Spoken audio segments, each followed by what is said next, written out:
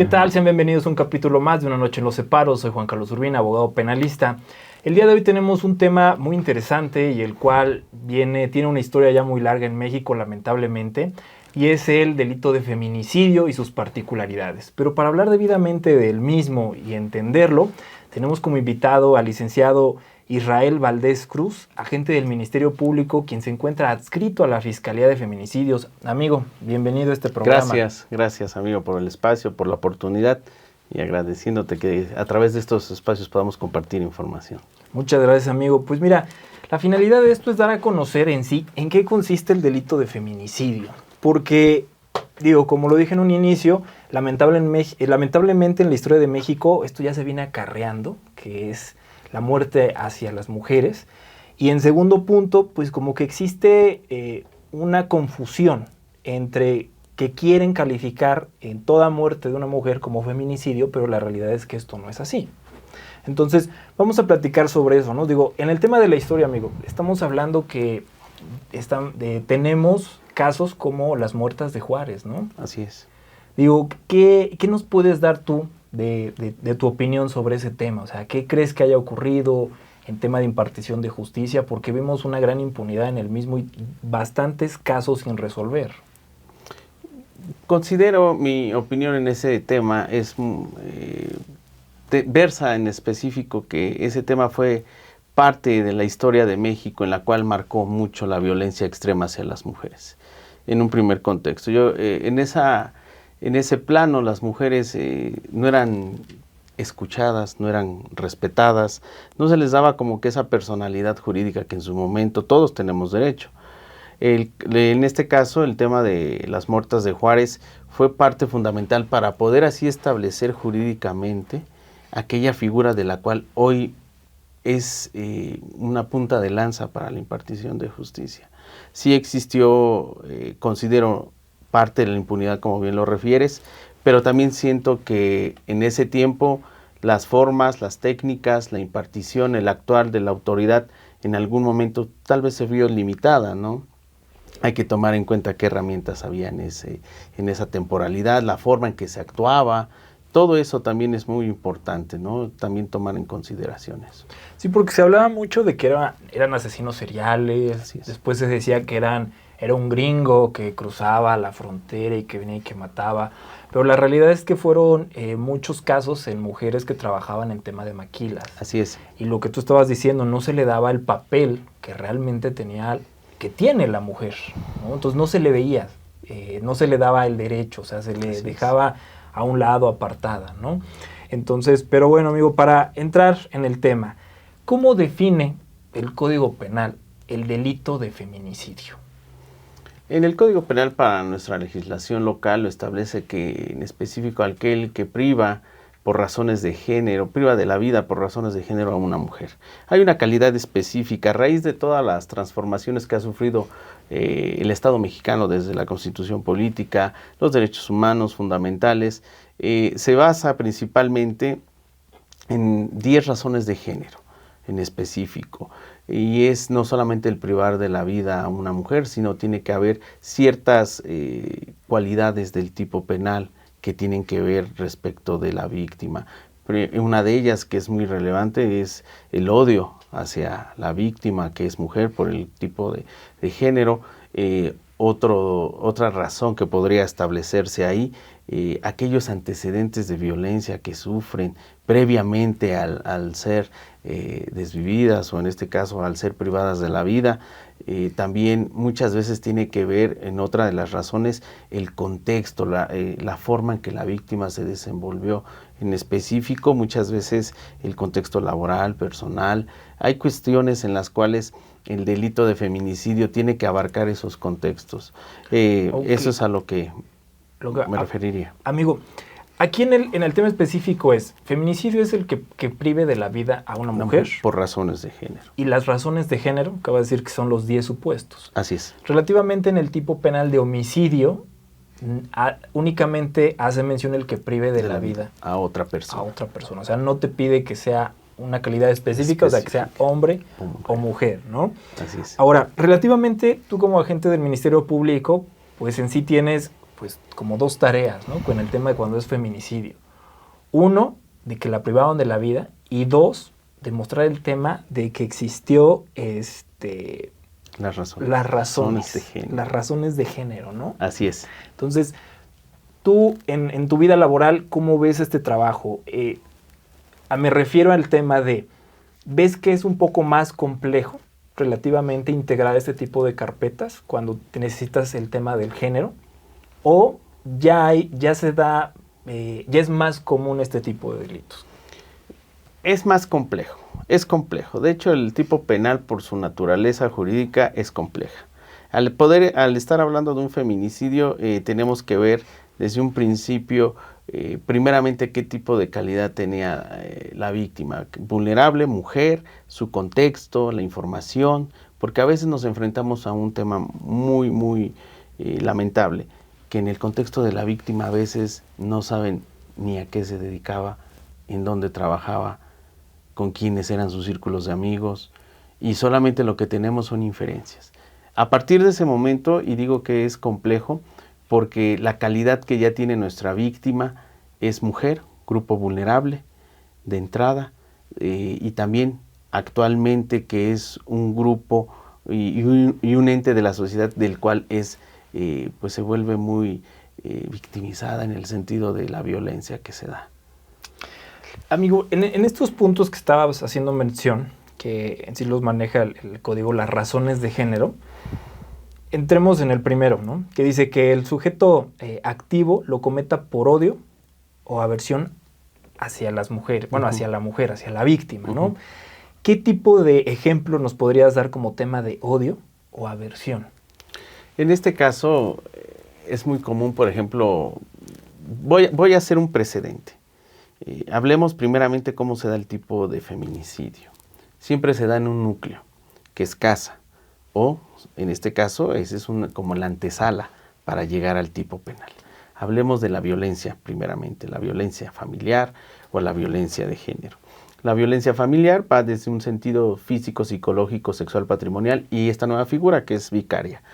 Hablemos ahora que de esas violencias o de ese tipo de violencia se proyecta para el feminicidio, es decir, el odio. Vamos en el tema psicológico. Cuando una mujer es víctima de ese tipo de violencia, ¿qué hace? Es denigrar a la mujer, de entrada. El artículo 19 constitucional nos dice la personalidad, ese principio, ese atributo que tenemos como personas en la ley, es el denigrarlo, desde un principio.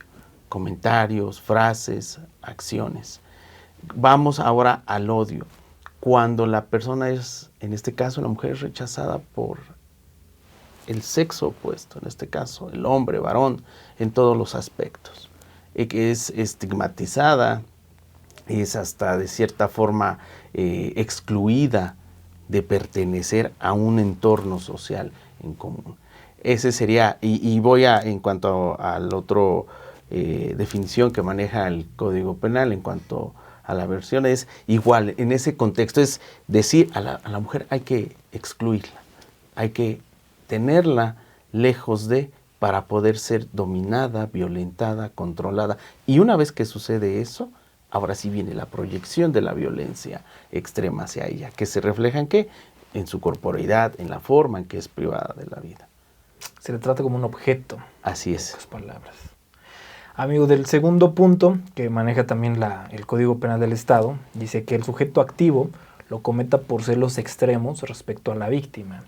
Y digo, aquí ya han habido varios casos lamentables en el Estado mexicano, en el cual, pues por enterarse de que su pareja o hablaba con alguien más, que se mensajeaba, que se llamaba, que tenía amigos del trabajo, pues han privado de la vida, ¿no? Entonces tuvimos el caso del caníbal del Estado de México, que relativamente también mató a su pareja y ni siquiera, o sea, digo, nunca va a haber una razón para privar de la vida a una mujer, una realidad, pero su pareja únicamente tenía una amistad con otra persona. Así es.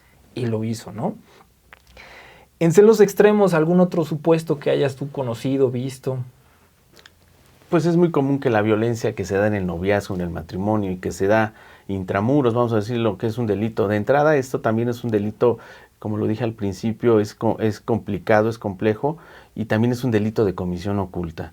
Es decir, no hay testigos, bueno, los únicos testigos o las únicas personas es víctima, victimario, ocurre en un espacio donde solamente la víctima pues no puede ser auxiliada. En este sentido, los celos es una cuestión que se da dentro de la propia violencia, es decir, va más allá, sube el nivel, va del dominio, ahora va el sometimiento, ahora va el control, ahora va la cosificación. Es como un ejemplo, ¿no? Viene este ejemplo, se me ocurre, es como cuando un niño, ¿no?, préstale el juguete a tu amiguito, y no, porque es mío, es mío, es mío. Es sin similitud, ahora en cuestión de género, vendría siendo en esa parte, en esa comparativa. Como es mi víctima y es mi pareja, ahora viene mi violencia y la forma en que yo puedo representarla.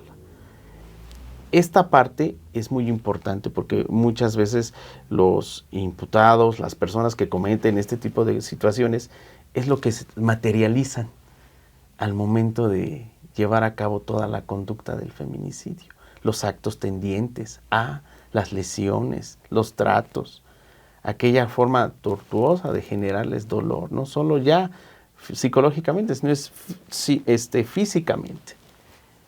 Efectivamente, porque lo marca también el Código Penal, otra razón de género consiste en que cuando existan datos que establezcan que en la víctima se dieron lesiones, mutilaciones, infames o degradantes, previas o posteriores a la privación de la vida, violencia sexual, actos de necrofilia, tormentos o tratos crueles, inhumanos o degradantes, ¿no?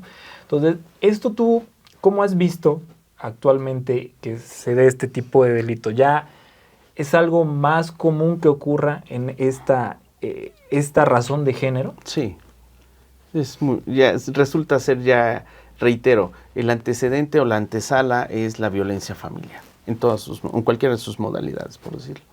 Y ya en esta, ya es cuando la violencia ya es extrema, ya va más allá de generarle una lesión. Es la marca del investigado, del imputado, es su marca, de decir, ve lo que puede pasar. Y de hecho, como ejemplo, tenemos que también en la Ciudad de México, que ocurrió que un sujeto priva de la vida a una mujer y de hecho la destazó y había quitado ya hasta el excusado, porque era su intención mandar todos los halos a ella por el drenaje, guardarla en bolsa y demás, sino que fue que llegó uno de sus familiares, se percató. De hecho, a partir de ahí, si no me equivoco, reformaron algunos artículos o adicionaron al Código Penal de la Ciudad de México, del entendido de que ya no se pudiesen filtrar imágenes, porque estuvieron pasando por todos lados. Así, ¿no? es, ese es otro tema también. Hablamos de, aquí, si me permites, hacemos una comparativa, un parangón. Hablamos en cuanto a lo que nos dice el tipo penal, a cuanto nos dice la norma procesal que rige toda la investigación y hasta el proceso. Pero viene otro tema. La discrecionalidad, la reserva de la información que se da, que se debe de dar, porque eso es muy importante.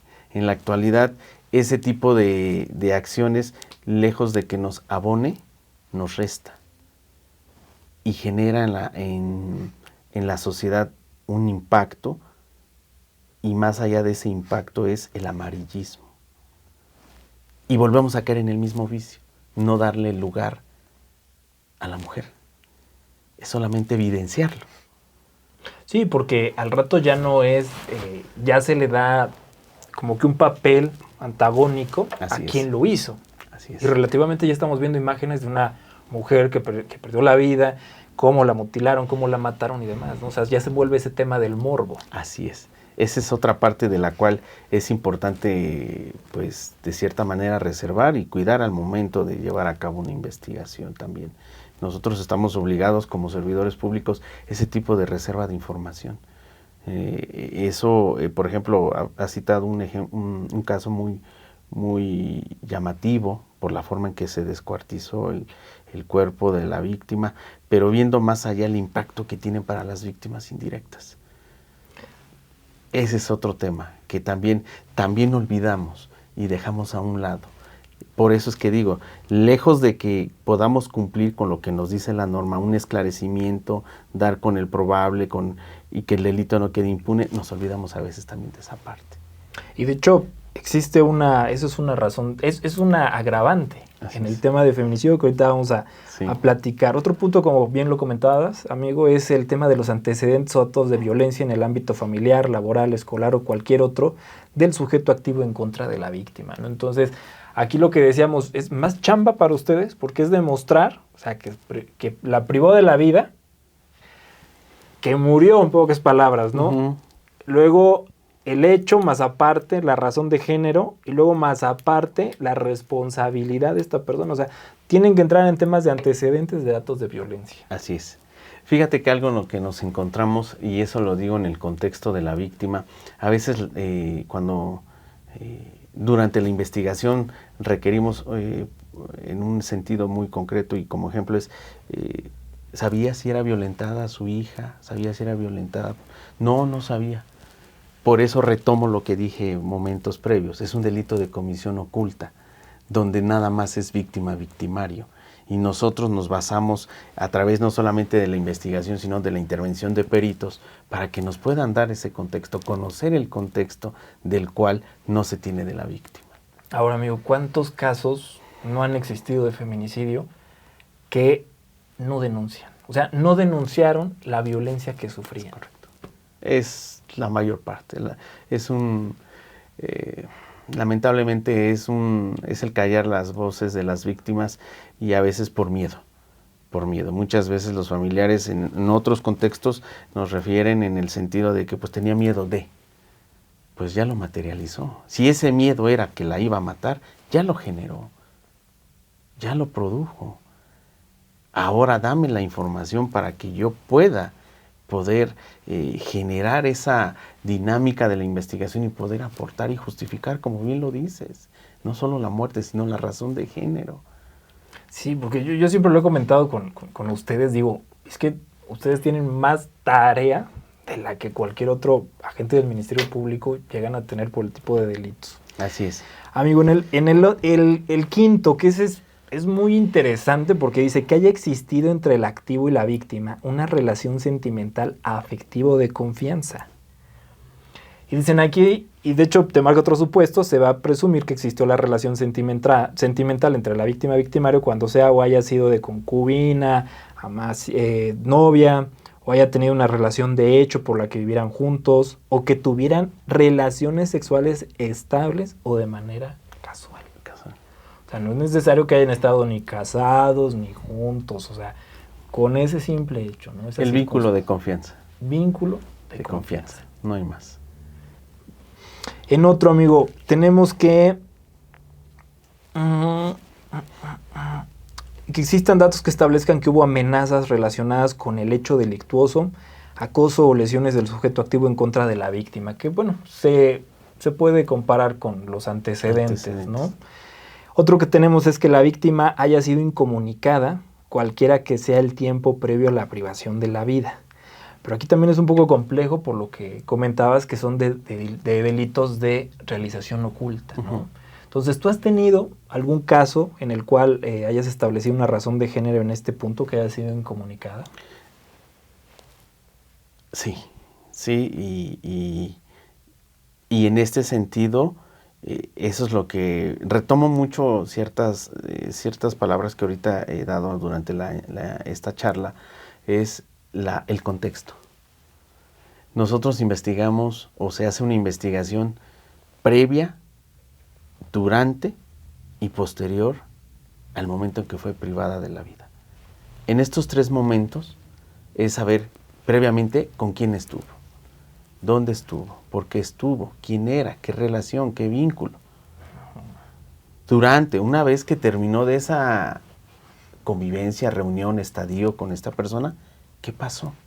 ¿Quién fue la última persona que tuvo comunicación con la víctima?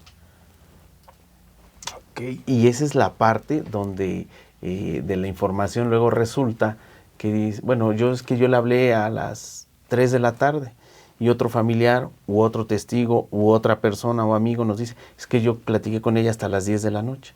Entonces, En esa línea del tiempo, en esa cronología, tomamos como referencia ese estadio, el movimiento, la libertad de comunicación que tuvo. Ejemplo, 3, 6, 9, 10 de la noche. Y a partir de las 10 de la noche, que llega a su domicilio, un ejemplo, es pierde libertad de comunicación. En ese momento es cuando nosotros sabemos que previamente tuvo esa libertad y previamente a su muerte dejó una temporalidad fija en que ya no tuvo mayor comunicación. Es ahí donde durante la investigación y con las técnicas de investigación que nos habilita la propia norma procesal, pues nos da la pauta a ese tipo de información poderla obtener. Pero reitero, todo basa de un contexto. Cada caso en particular. Exacto. Amigo, de este punto, el que sigue, que es que el cuerpo de la víctima sea expuesto o exhibido en un lugar público. De hecho, en las estadísticas estaba revisando y eso ocurre más en el norte del país, no tanto en el centro ni en el sur, sino un poco más al norte de la República Mexicana, que es cuando lamentablemente las dejan que en terrenos, bueno, se puede entender que sea un lugar público o exhibido o expuesto en un tema de un terreno baldío. Digo, porque ya nos pasó en un asunto con un juez en el cual determinó que para él eso no era un tema de que estuviese expuesto. Es correcto. Entonces, ¿qué podemos entender que el cuerpo sea expuesto? Fíjate que para esta circunstancia la exposición del cuerpo es en vía pública, en un lugar donde sea de mayor apreciación, visto. Reitero, y me retomo un poco al inicio, es dejar la marca o que se vea la marca del feminicida, de decir esto es lo que pasó y esto es lo que puede pasar. Un ejemplo, ha habido casos donde se les dejan cartulinas, mantas y con frases que van en ese sentido de no solo de advertencia, sino de ya amenaza. Esto le pasó por infiel, un ejemplo, ¿no? Esto pasó por no cumplir, etcétera. Se me ocurre ese tipo de mensajes de los cuales son el sello de ese crimen, de ese feminicidio. Amigo, ¿y no estimas que aquí en este supuesto debería de también añadirse que cuando el cuerpo de la víctima de cierta manera, no como tal sea oculto, pero que también entre en esos supuestos que se ha dejado al aire libre o ese tipo de circunstancias? Sí. Porque en tema de estadísticas estamos hablando que el tercer lugar en tipos de feminicidio en la Ciudad de México se dejan en espacios cerrados. Así es. La tercera causal. El primero son espacios domésticos cerrados. El segundo son espacios abiertos públicos. Y el tercero, espacios cerrados no domésticos. ¿No estimas que aquí debería de existir alguna, que sea una razón de género? Una precisión más, o sea, como ampliarla más. Así es. Sí, sería adaptarlo y adaptarlo no solamente al tipo penal, sino también a la forma de la investigación. Contabas ahorita un tema de un juez que dijo que para él no era exponerlo dentro de un terreno baldío, pues no era una exposición pública, pero hay que tomar en cuenta algo, que muchas veces ese tipo de bienes inmuebles resultan ser que pues el dueño o las personas titulares del derecho no se encuentran. Entonces, prácticamente no hay quien legitime o quien realmente represente ese derecho y que en ese lugar se encuentre el cuerpo de la víctima y que esa parte sea la que debe de tomar en cuenta el juez. Sí, porque aquí se me hizo muy extraño porque relativamente el cuerpo como tal se dejó en un terreno baldío, expuesto en el entendido de que le pegaba el sol, no fue tapado absolutamente con nada. Llegaron animales, carroñeros, todo ese tipo de cosas. Entonces, para mí fue sorprendente que no se tuviera como esa causal de razón de género. Uh-huh. Amigo, el otro es que la víctima tenga parentesco con el victimario.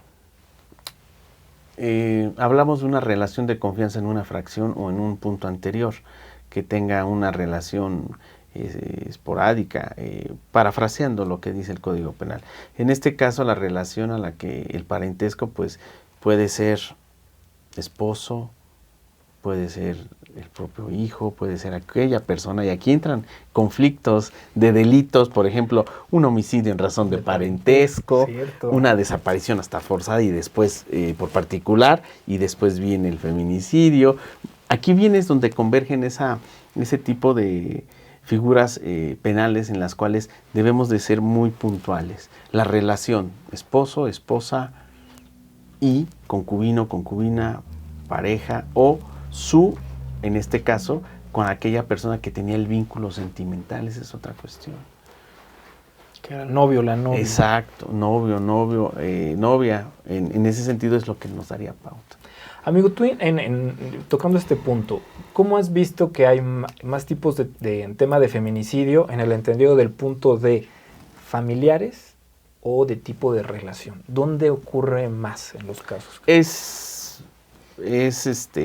equilibrado, ¿eh? No es como que sea muy común un tema así que sea específicamente el esposo u otra persona, no, es equilibrado. Por ejemplo, muchas veces los encuentros ocasionales que se dan con personas de sexo servidoras, desde ahí viene, ¿no? Ahí nada más está el vínculo. Cierto.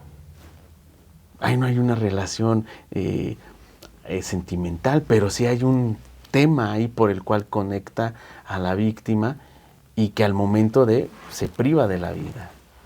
Ok, amigo, ahora, en el tema, como lo marca el tipo penal de que comete el delito de feminicidio, quien prive de la vida a una mujer, estamos hablando que el sujeto activo también puede ser una mujer. Sí. En esto convergen también las razones de género, aquellos instrumentos jurídicos que también han nacido de la propia necesidad de regular esto. Ahora, amigo, en el entendido del sujeto pasivo que dice que sea una mujer, tratándose de personas que se han cambiado el sexo. Ahí entraríamos también en ese tema, porque tienen una igualdad ante la ley, recordemos. Hay nuevas leyes en las cuales nos obligan a nosotros ver no solo la perspectiva de género, sino la igualdad ante las nuevas razones de género que van creándose o que se van generando en el contexto social. Amigo, otra pregunta. ¿Tú cuál has visto que es la mayor razón de género que has visto en los asuntos que has llevado? Antecedentes de violencia, Okay. Incomunicación y parentesco, que vendría siendo esas tres, la relación de parentesco que tiene víctima-victimario.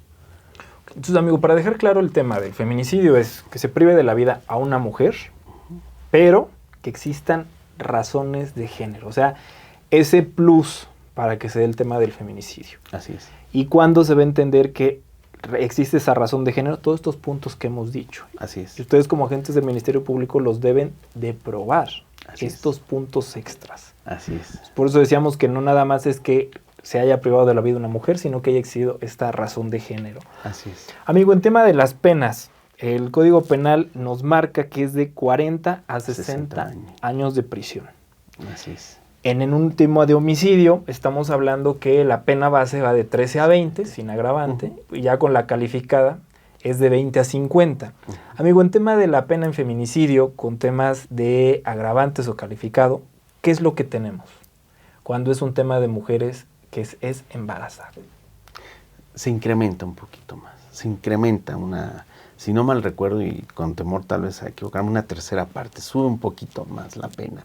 ¿Por qué? Porque ya estamos hablando de dos bienes jurídicos tutelados, que es la mujer como tal y el producto o, en este caso, el ser que ya viene en las entrañas de la víctima. Esa es la parte que también hay que tomar en consideración. Sí, en efecto, lo marca de 50 a 70 años de prisión. Y tocabas un tema, lo que habíamos comentado, que es cuando se comete el delito frente a los hijos de la víctima directa. ¿Has tenido algún caso de esos? Existen, lamentablemente. En algunos llegan a ser en grado tentado, por alguna razón no se consuma en su totalidad el delito, y en otros sí han sido... Porque tenemos ese problema, ¿no? También, que es la tentativa de feminicidio. Sí. ¿No?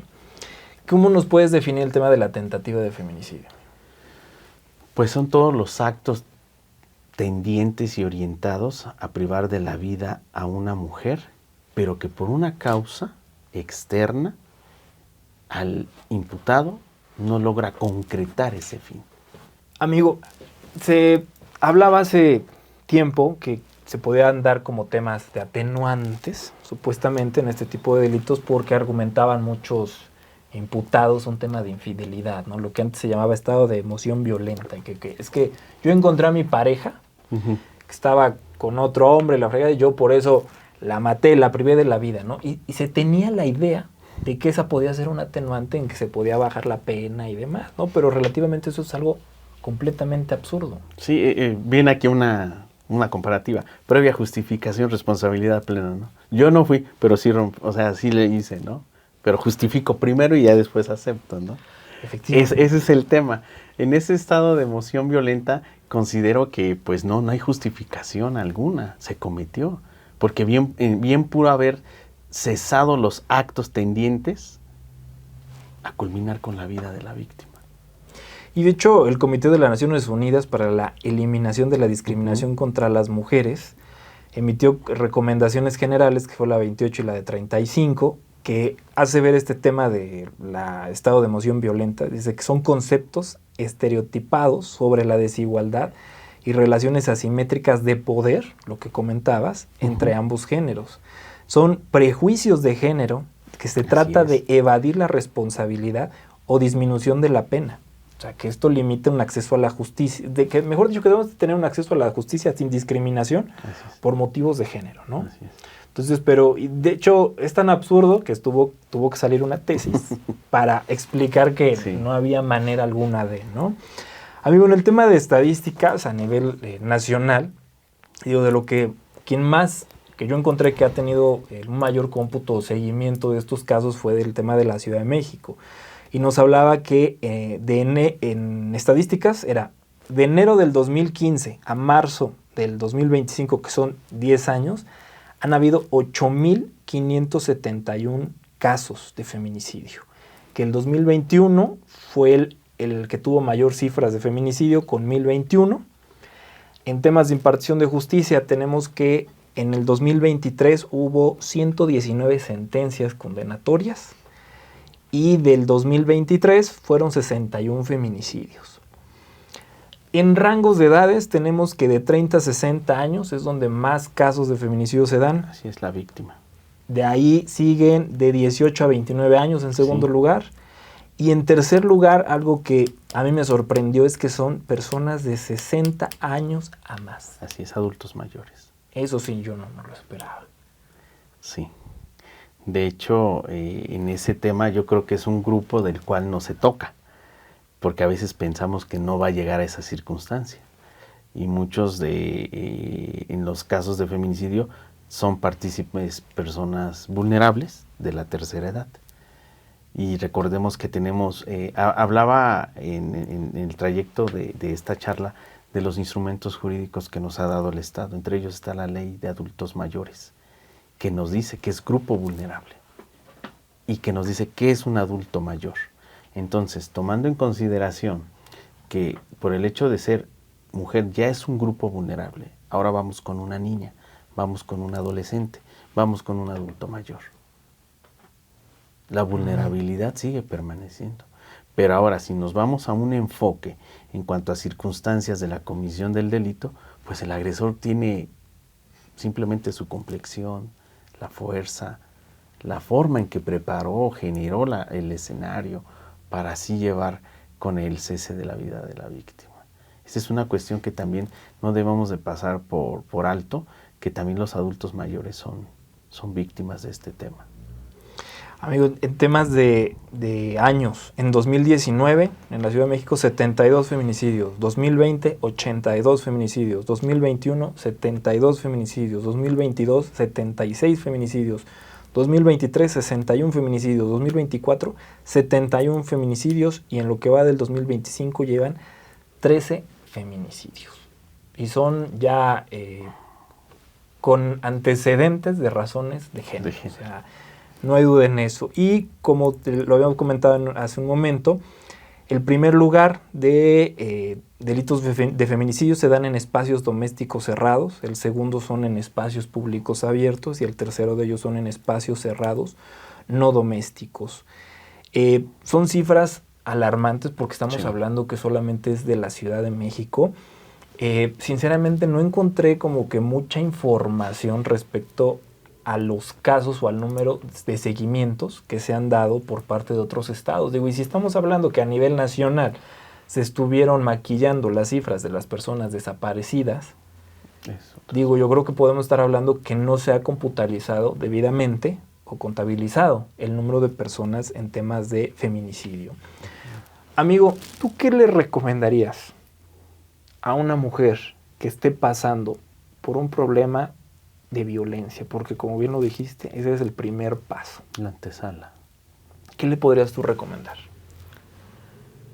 Primeramente, que se tome amor propio, que se dé su valor, que no se calle, porque luego es complicado alzar la voz cuando ya se cayó esa voz. Segundo, siempre va a haber un riesgo, va a haber un miedo, pero todo eso se puede llevar de la mano con las redes de ayuda. Mucho se estigmatiza al Ministerio Público, a las instituciones, pero recordemos que el Estado mexicano actualmente ha dado mucha oportunidad y mucho apoyo a las mujeres. Por si llegaron todas. Exacto. Principalmente eso, que no se calle, que no minimice la ofensa, el golpe, la grosería, que no la minimice, porque una vez minimizando eso, ya no va a poder parar lo demás. Es como una bolita de nieve que va a ir creciendo, creciendo, creciendo, y cuando menos se dé cuenta, ya es una bola gigante. Y en efecto la va a aplastar, porque ya le cortó todo ese rango de seguridad. Amigo, ahora, en familiares que vean que su hija, su madre está sufriendo, ¿qué les recomiendas? ¿Qué ellos pueden hacer desde esa trinchera? No dejarlas solas, porque es muy fácil decir, ella hizo su vida, ella tomó la decisión, pero no se deja de ser padre, madre a cierta edad, a los 18, no. Sigue siendo ese vínculo, seguimos siendo hijos, hijas, y que ese apoyo sea incondicional, porque eso es lo que pasa. Muchas veces creen que ya haciendo su vida las personas, en este caso las mujeres, ya se acabó ahí la educación, no. Al contrario, el cuidado, posiblemente esa educación se acabó, pero viene la segunda educación, que es de casa, para evitar ese tipo de situaciones. Entonces, ahí sería prudente que ellos continuaran y que no dejaran a sus hijas por ninguna circunstancia, y que les dieran la apertura, lejos de prejuzgar o juzgar, mejor dicho, que mejor les den esa confianza, porque nosotros como autoridades nos enfrentamos a eso. Es como yo le dijese al Señor o a una víctima, generarle esa confianza. Pues como si desde casa su papá no le dio el apoyo, o fue etiquetada, estigmatizada, rechazada, hasta violentada. Entonces ahí es donde viene el contrapeso en este tipo de delitos. Amigo, tomando en consideración los altos índices de violencia que se están registrando en el país, de todo tipo de delitos, ¿consideras que el tema del feminicidio en algún momento se va a poder erradicar? ¿O lamentablemente va a ser un tema que va a estar permeando en la historia de México? A mi opinión y a mi óptica, considero que sí puede generarse ciertos mecanismos de control. Cada asunto, cada sentencia, como bien lo has citado, cada sentencia, cada caso sirve de ejemplo. Aplícala de te lo digo, Juan, para que se lo digas a Pedro. Y si no entendiste, ve lo que sucedió. Esa es la parte. Considero que sí. Actualmente, reitero, hay mucha información, como estos espacios, plataformas digitales que pueden acceder, pero depende de uno. Si algo va a cambiar, es por uno, no por los que están atrás. Ellos no. Si no les interesa el tema, ¿cómo van a generar ese cambio? Una reeducación. Sí, todo tiene que ser así. Por eso hablaba de educación. No acaba cuando se cumplen 18 años, no acaba cuando se casa, no acaba en ese contexto. Se siguen las recomendaciones para que se pueda hacer. Amigo, ¿algo más que quieras compartirnos? No, pues mujeres, dense el valor que se merecen, no se callen, no permitan, por muy mínimo que sea esa agresión, no la permiten, no la toleren, y pues hay instituciones, hay profesionistas, hay mucha información para ustedes que pueden ocupar y hacerla para su beneficio. Amigo, pues agradezco mucho el que nos hayas acompañado y compartido todos esos conocimientos, y más que nada porque tú estás día a día en la lucha en esto. No, te agradezco a ti el espacio, de verdad. Es un gusto tener esta oportunidad de platicar también con profesionistas como tú, en tu labor que realizas, que también hay veces que no es nada fácil poder generar esa empatía también, y es algo que también es muy complejo y es muy respetado. Te agradezco el espacio y pues aquí estamos a la orden. Muchas gracias, amigo. Pues soy Juan Carlos Urbina, abogado penalista, y esto fue Una Noche en los Separos, tocando el tema de feminicidio y sus particularidades. No nos dejen de seguir en nuestras redes sociales. Estamos en TikTok, Facebook, Instagram y YouTube. Y a mí me pueden seguir en la plataforma de YouTube. Búsquenme como abogado penalista Urbina. Nos vemos.